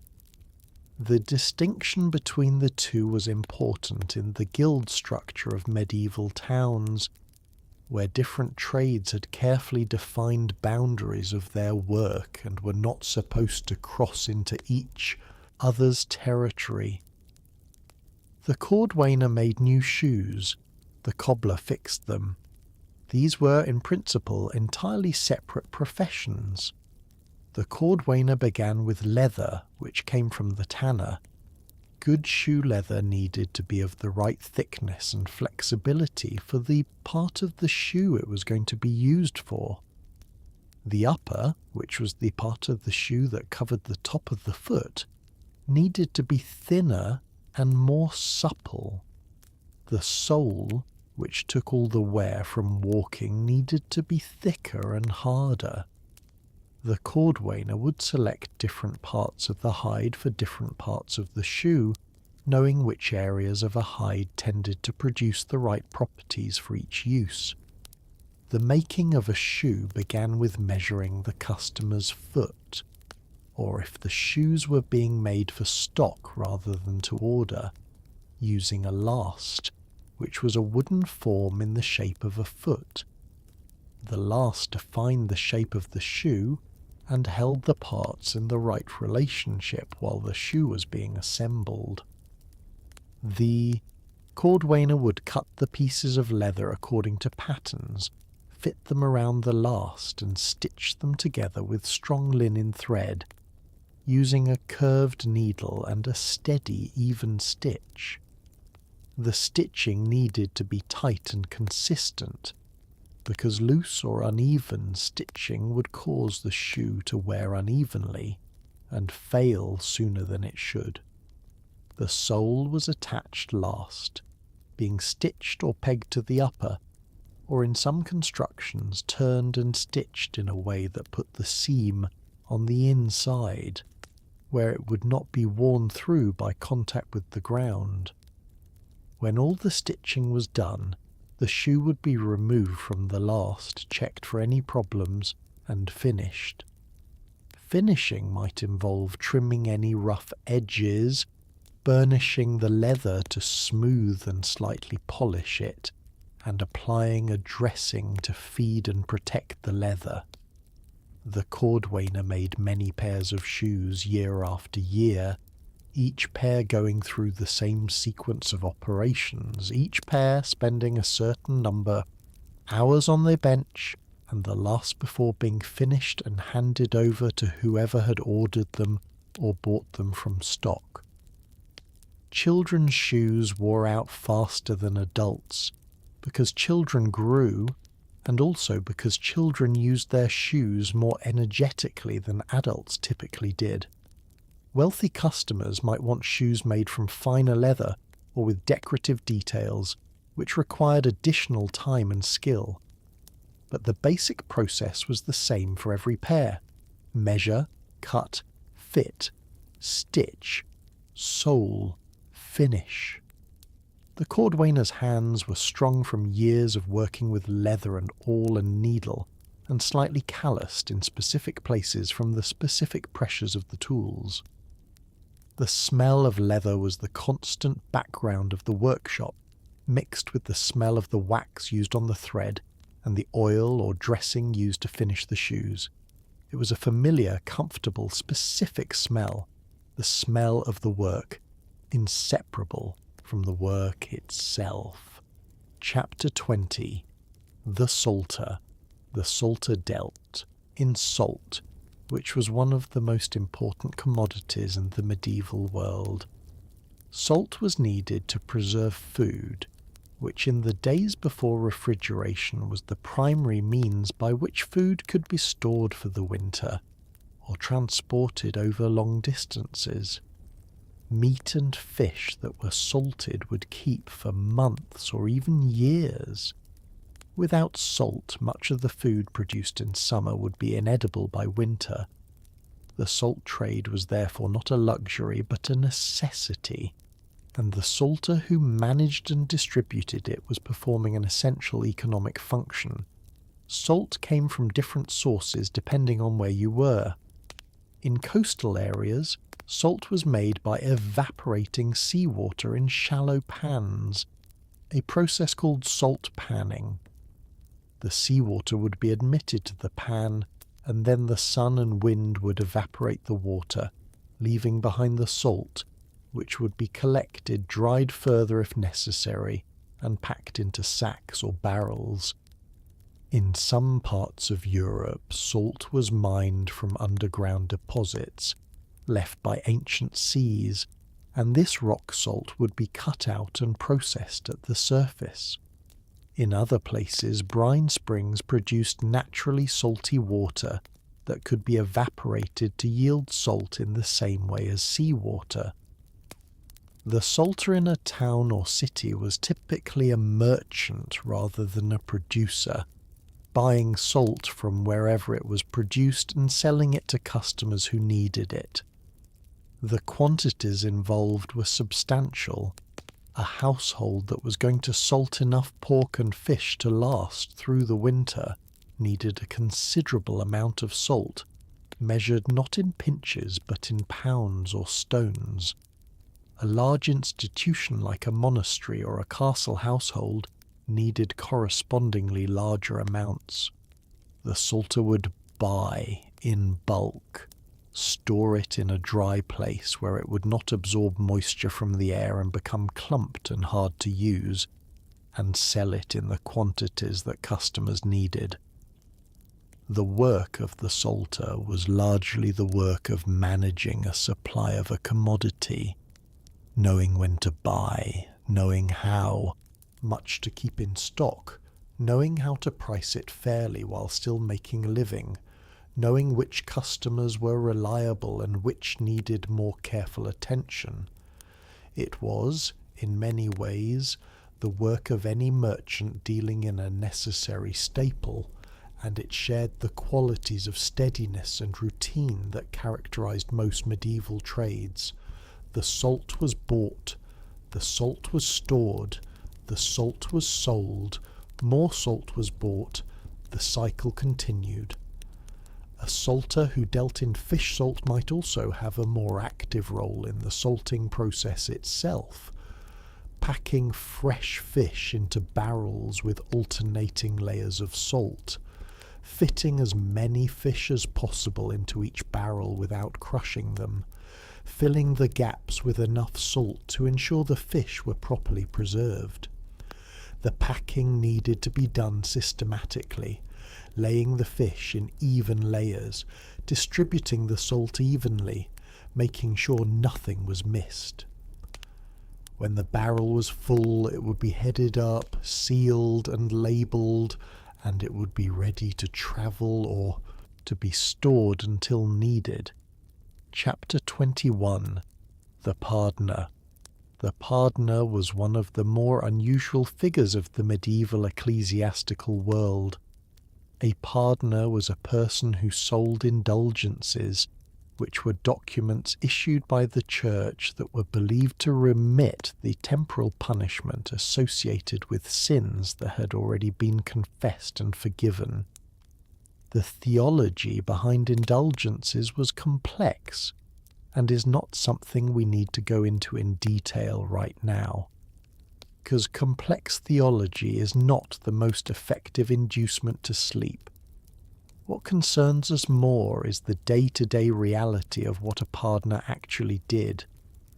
The pardoner travelled from place to place, carrying the indulgences and other religious objects for sale, and would set up in churches or marketplaces to offer their wares to the local population.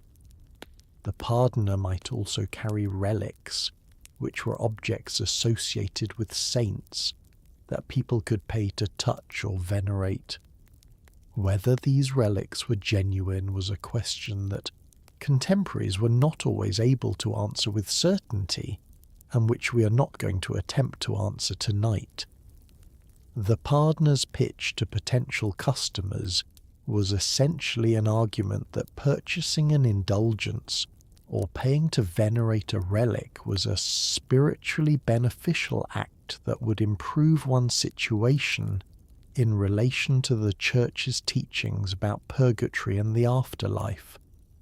This argument needed to be delivered convincingly and repeatedly to audiences who varied in their sophistication and their willingness to be persuaded. The pardoner had to be good at talking to people, at reading an audience, at finding the right words for different situations. In a day of work, the pardoner might speak to dozens of individuals or small groups, explaining what was on offer, answering questions, handling objections, completing transactions. Each transaction was relatively small in monetary value, but the volume of transactions over a day could add up to a reasonable amount. The record-keeping was simple. Money in, documentation handed over, next customer. After the day's work in one location, the pardoner would move on to the next town or village, beginning the same process again. The pardoner's life was therefore one of constant travel, and constant repetition of the same basic activity in different places, the same words in many different villages, the same goods in many different markets, the same transactions, slightly varied by the different people involved, in an endless progression of places that were all, in the end, quite similar to each other. And so we reach the end of our long, unhurried tour through the working lives of people in the Middle Ages. We have spent time with craftspeople and merchants, with workers who used their hands and with those who used their voices, with people who cared for animals and with those who managed documents, with those who worked outdoors and those who worked in workshops and stables and mills and storerooms, and the quiet rooms of castles where the records of everything were kept in neat rolls on shelves. None of these people did anything very exciting, at least not on an ordinary day. Most days were ordinary days. The bell rang at the same hours. The mill turned at the same steady pace. The horses were fed at the same time every morning. The staves were cut with the same careful planes.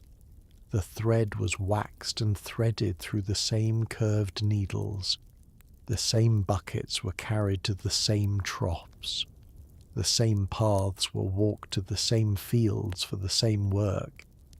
And in all of this ordinariness there was something that it is hard to name precisely but easy to recognize. A kind of groundedness, a being in the world that came from doing the same thing with the same tools in the same place, over and over, until you knew it thoroughly, until it was part of you in the way that the smell of the tannery was part of the tanner, the smell of the parchment was part of the parchment maker, the sound of the mill was part of the miller. We do not need to romanticize this.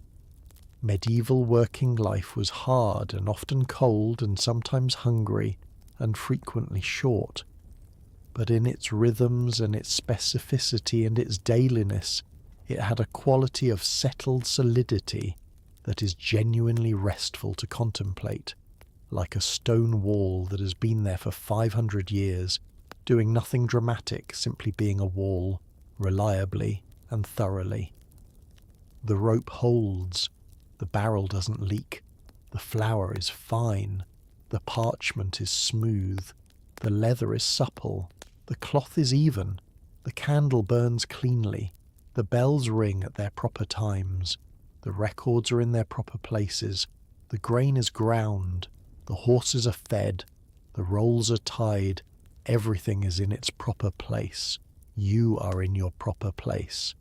The story is finished, and the night is quiet, and there is nothing more to hear, and nothing more to think about, and you can let all of it go.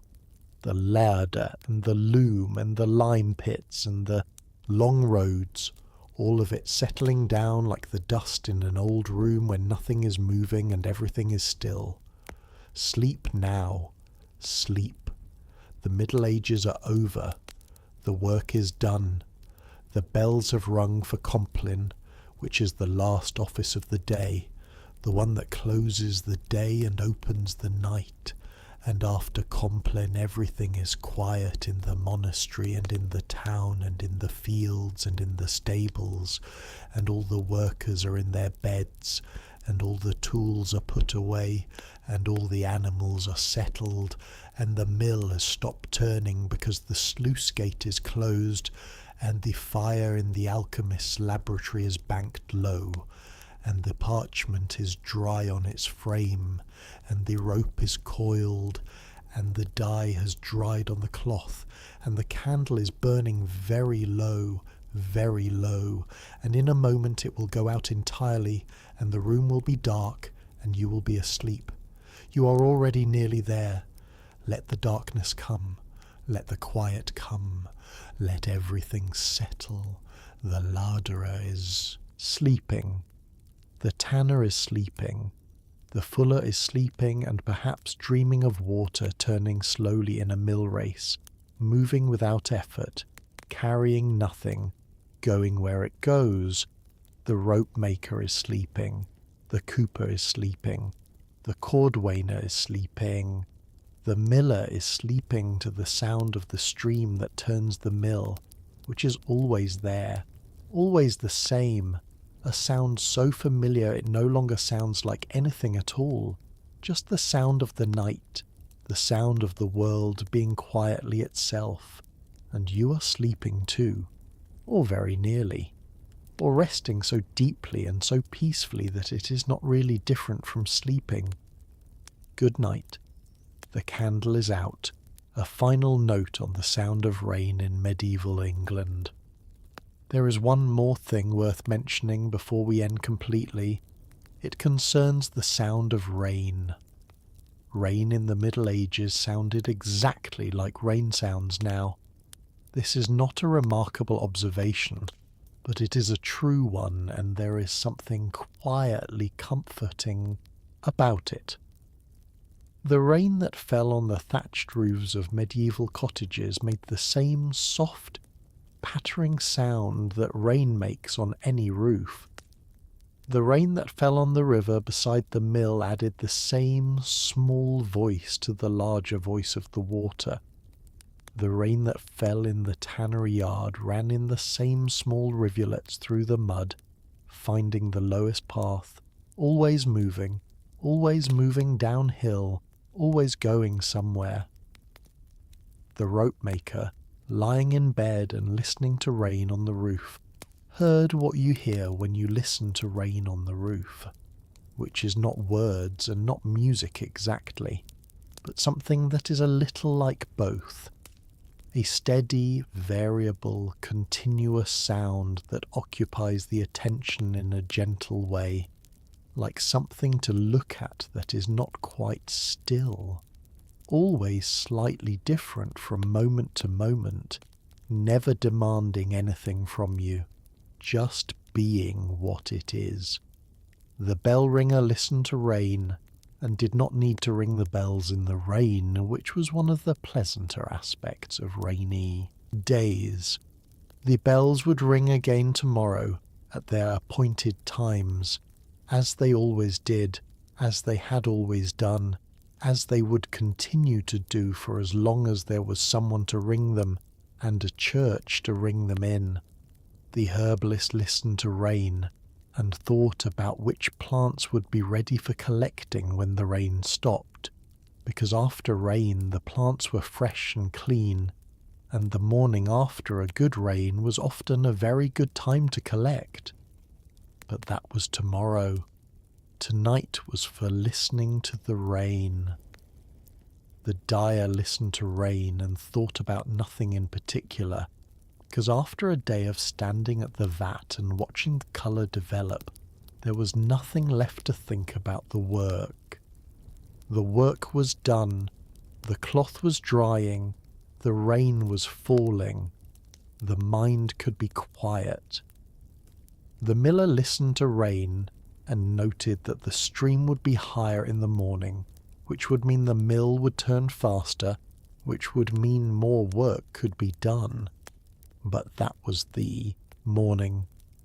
The evening was the evening, and the rain was the rain, and the mill was still, and the sound of the water over the mill race was underneath the sound of the rain, always there, always the same, a sound like continuous time.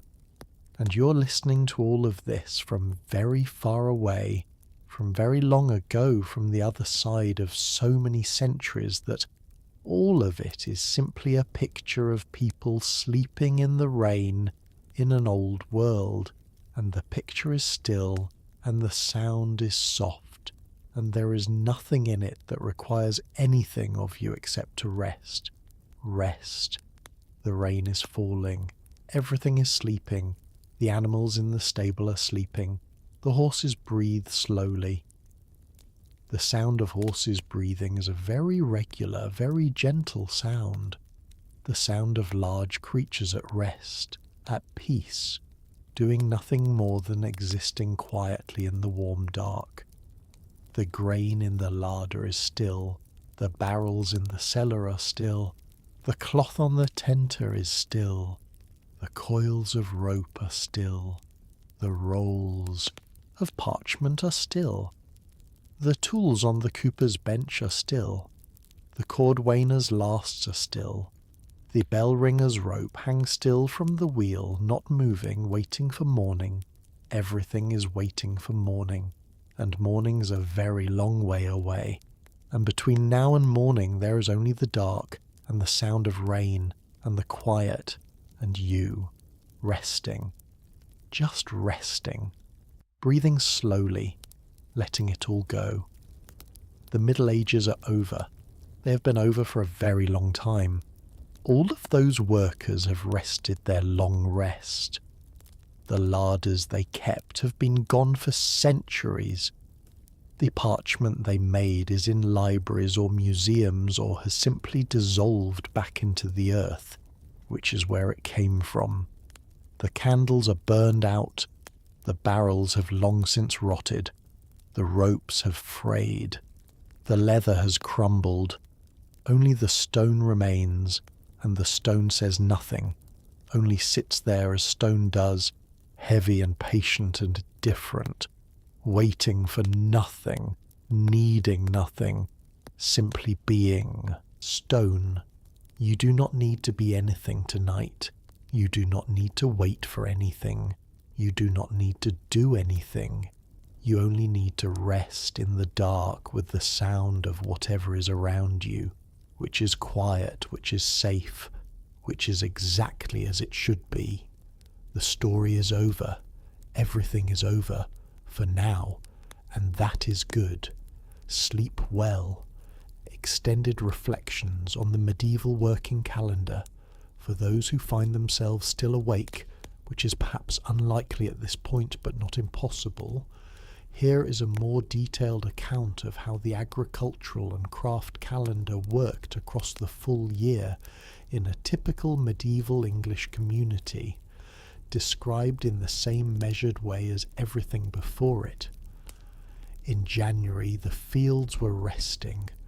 The ground was often frozen, which meant that ploughing could not be done, and the main agricultural tasks were the maintenance of tools and buildings and the careful management of the stored food supplies that needed to last until the new harvest in late summer. The larderer was particularly busy with management and rationing during this period, because the supplies that had seemed plentiful at the beginning of autumn could look considerably less plentiful by January. The miller might have less work to do if the stream beside the mill was frozen, or might have more work to do clearing ice. The ostler found that caring for horses in January required more attention to keeping them warm and fed, since the cold weather meant they needed more food to maintain their condition. In February there was still frost, but the days were beginning to lengthen, and there was a general sense, which medieval people noted, and which we also note, of the year turning, of darkness beginning to retreat, of something that had been held very still beginning, very slowly, to move. In February the cooper might be busy making new barrels for the coming year's brewing and preserving. The dyer might be preparing dye baths, organising the dye stuffs acquired. In the autumn, planning's work of the spring. The herbalist was watching the garden closely for the first signs of early growth, the small pointed tips of plants beginning to push up through the cold soil, promising that there would again be something to collect and use. In March, the ploughing began in earnest. The reeve was fully occupied directing the ploughing teams, making sure the right fields were ploughed in the right order, that the ploughing was deep enough and straight enough, that the teams were not overworked. The weather in March was changeable. Some days warm and promising, others cold and wet, and the reeve had to decide each morning whether the day was suitable for ploughing, or whether the ground was too wet or the weather too severe, and direct the workers accordingly. March was also when some of the first planting was done, peas and beans going into the ground early to take advantage of the lengthening days. In April, more planting and the beginning of the growing season proper. The fields that had been ploughed and planted needed to be watched for weeds, which grew as readily as the crops and competed with them for light and water and nutrients.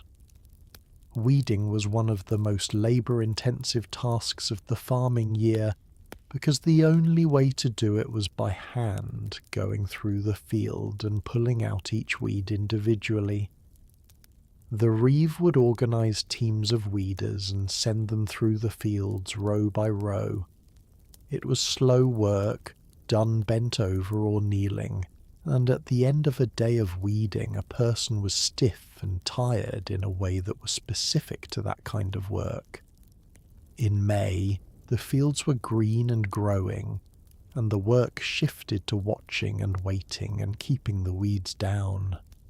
May was also when the sheep were shorn because the wool needed to come off before the summer heat made the fleece uncomfortable for the animals, and before the fleece got so heavy that the sheep were miserable. The shearing was done by specialised sheep shearers who moved from farm to farm with their tools, and the reeve coordinated their arrival and ensured the sheep were ready and the fleeces were properly collected and stored. In June and July the pace of work was steady and the days were long. The hay harvest came in June or July, depending on the year and the region, and hay was essential because it was what the animals would eat through the winter. The hay harvest was an urgent operation, because the hay needed to be cut and dried and gathered before wet weather could ruin it, and the window of dry weather was not always predictable. All available workers were put to the hay harvest when it came, cutting and turning and raking and loading, working from early morning to late in the long summer evening, finishing by starlight on some nights. In August the grain harvest began, and this was the most important and most labour-intensive event of the whole year. The wheat and rye and barley and oats all came ripe around the same time, and they all needed to be cut and gathered before the weather broke, and the weather in August was not always reliable. The harvest work went on for weeks, with the whole community, men, women and older children, all participating, cutting with sickles and scythes, binding the cut grain into sheaves, setting the sheaves up in stooks to dry, then loading them onto carts when they were dry, and taking them to the threshing floor. The reeve was at the centre of this, coordinating, directing, making decisions about which fields to do first, managing the flow of work. The messenger might be kept busy carrying news between the different parts of the harvest operations if the manor had more than one farm. In September and October the harvest continued and the ploughing for winter wheat began. This was a busy time, with tasks overlapping and requiring careful management. Fruits and vegetables were harvested and preserved.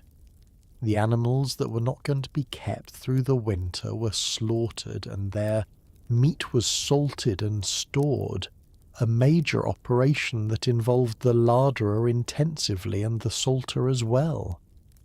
The parchment maker was finishing the year's work with the hides that became available from the slaughtering. The tanner had new hides to begin processing, which would take months and emerge as leather in the spring. In November and December, the year wound down. The harvest was in. The animals were slaughtered or settled for the winter. The ploughing was done. The days were short. The nights were long. There was indoor work to do, spinning and weaving, mending tools and equipment, making and repairing things that had been damaged during the busy season. The wax chandler was busy in the weeks before Christmas, when many candles were needed for the extended church services of the season. The bell ringer rang for more services and for longer than at other times of year. The scrivener might find more business as people settled accounts before the end of the year. And then it was January again, and the year began its slow turn once more, and the whole cycle started over, as it had started over every year for as long as anyone could remember, as it would continue to start over for as long as the fields were there, and the mill was there, and the people were there to do the work. Round and round, year after year. The same work in the same order, varying only in the small details of weather and circumstance, always returning to the same shape, the same rhythm, the same steady procession of tasks through the same steady procession of seasons. It is a round thing, a year, and there is something about roundness that is restful to contemplate, because it has no edges to catch on, no corners to stop at, just a continuous smooth curve that returns to where it started and sets out again without interruption, without urgency, without anything to do except what it has always done. Let the year turn, let the seasons come and go, let the work be done and the rest be taken. Let the workers sleep in their beds in the January dark, in the April night, in the soft warmth of a summer evening when the days are so long that darkness comes very late and the sleep that follows it is deep and full. Let everyone sleep. Let you sleep. The year is turning. The work is done. The story is finished. Sleep now. Sleep well. Sleep deeply, in the quiet of the night, in the warm dark, with nothing pressing and nothing urgent, surrounded by the soft sounds of a world at rest. Good night.